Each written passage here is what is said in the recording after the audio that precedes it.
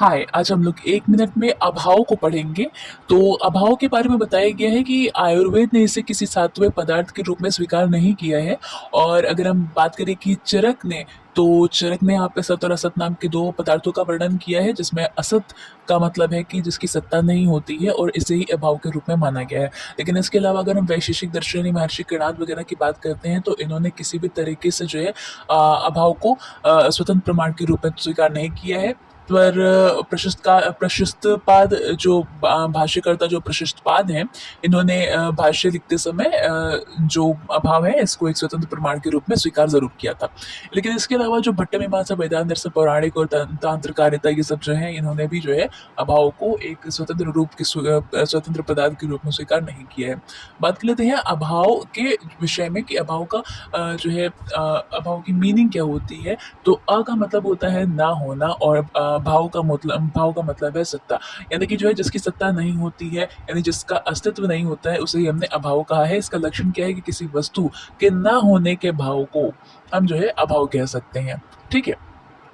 फिर आता है हमारा योगेंद्र नाथ सेन ने क्या बताया है इसके लक्षण के बारे में। तो इन्होंने कहा है कि असत अभाव रूपम, अर्थात जो है असत क्या होता है, हमारा जो है अभाव का रूप है। यानी कि जो जिसकी सत्ता नहीं होती है वही हमारा जो है अभाव है। ठीक है। चक्रपाणी ने इसके मत में क्या कहा है, चक्रपाणी ने कहा है कि जो है जो भाव से भिन्न होते हैं उन्हें हम क्या बोलते हैं, उन्हें हम अभाव कहते हैं। या जिनकी सत्ता नहीं होती, जिनका कोई अस्तित्व नहीं होता है, उन्हें भी हम जो है अभाव कहते हैं। फिर हमने बात कर लेते हैं यहाँ पे जो है पर्याय के बारे में। तो पर्याय यहाँ पे कह रहा है कि अनुपस्थित होना या जो है मतलब जो नहीं है। ठीक है। और जो है आश्रित होना या लोप जिनका होता है या असत्ता जिनकी होती है या अविद्यमानता, ये सारे जो पर्याय हैं ये अभाव के पर्याय हैं। ठीक है।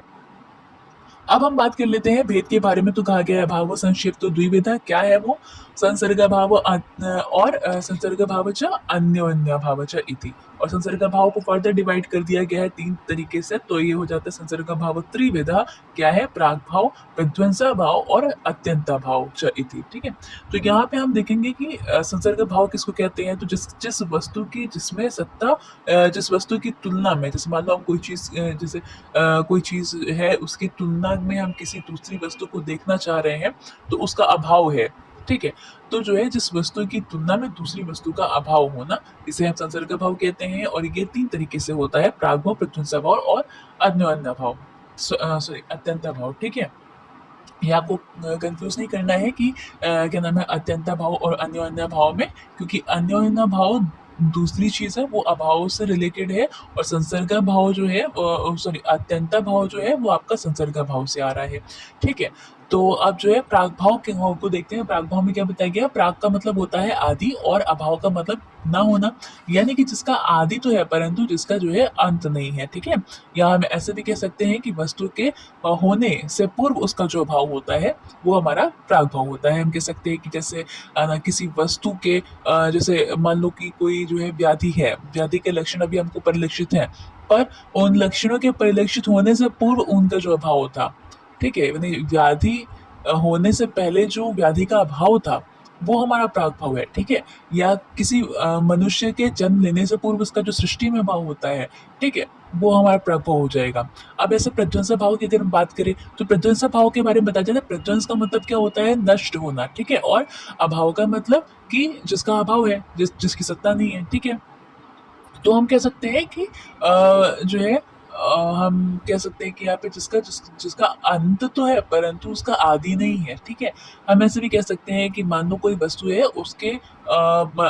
उसका अस्तित्व है कुछ काल तक, परंतु कुछ काल बाद जब उसका अस्तित्व नष्ट हो जाता है तब उसका जो अभाव होता है उसे हम प्रध्वंसा भाव कहते हैं। ठीक है। जैसे हम अगर एग्जाम्पल से समझाने की कोशिश करें तो हम कह सकते हैं कि व्याधि है, व्याधि का हमने उपचार कर दिया, अब व्याधि ठीक हो गई है। यानी अब जो व्याधि ठीक हो गई है उसके बाद अब कोई लक्षण तो परिलक्षित होंगे नहीं हमें, तो यानी कि उनके लक्षणों का जो है प्रध्वंसा भाव हो गया है। ऐसे हम कह सकते हैं कि मान लो कोई व्यक्ति है, वो जीवित था कुछ समय तक, अब जो है उसकी मृत्यु हो चुकी है, तो यानी अब जो उसका अभाव हुआ है सृष्टि में, ये जो है प्रध्वंसा भाव कहलाएगा। ऐसे ही अत्यंता भाव को हम देखते हैं। ये एक ऐसा अभाव है ना जो आपको तीनों कालों में देखने को मिलेगा। यानी कि ये हमेशा हमेशा बना ही रहेगा, ना तो इसकी उत्पत्ति होती है ना ये नष्ट होता है। ठीक है। ये दो जो है द्रव्यों के मध्य में ऐसा अभाव हमेशा देखने को मिलेगा। क्योंकि जैसे हमने कहा कि आकाश में हमने कहा, मान लीजिए आकाश में हमारे पास जो है शब्द तन्मात्रा होती है, लेकिन अगर हम कहना शुरू करें कि आकाश में जो है क्या हो गया, हमारा रूप गुण आ जाए, तो ये हो सकता है? ये कभी नहीं हो सकता है, ठीक है। ऐसे ही हमने कहा कि जो है स्त्री में जो है पुरुष के गुण आने लगे, तो ये भी कभी नहीं हो सकता है। तो इस तरीके के कुछ एग्जाम्पल्स हैं जो आद्यंता भाव को ठीक से समझाते हैं। अब हम बात कर लेते हैं अन्योन्या भाव के बारे में। तो एक वस्तु का दूसरी वस्तु में जो अभाव होता है, उसे हम अन्योन्या भाव कहते हैं। जैसे हमने कहा कि जो है घट का पट में अभाव, यानी कि घड़े में कभी भी पट का मतलब होता है कपड़ा, वस्त्र, ठीक है। तो घड़े में कभी भी जो है वस्त्र नहीं हो सकता है, ठीक है। ऐसे ही हम कहना चाहें कि जो है हम्म हम कहना चाहें कि जो है मान लीजिए कटुरस में कभी भी जो है हमें मधुर रस के गुण देखने को नहीं मिलेंगे, ठीक है। स्त्री जो होती है, स्त्री में कभी भी जो है हमें पुरुषों के गुण नहीं देखने को मिल सकते हैं, ठीक है। पुरुषों में कभी भी स्त्री के गुण नहीं देखने को मिल सकते। तो ये सारी चीजें जो है ये अन्योन्या भाव को दर्शाती हैं, ठीक है। तो हमने अभाव को कंप्लीट कर लिया है। Thank you.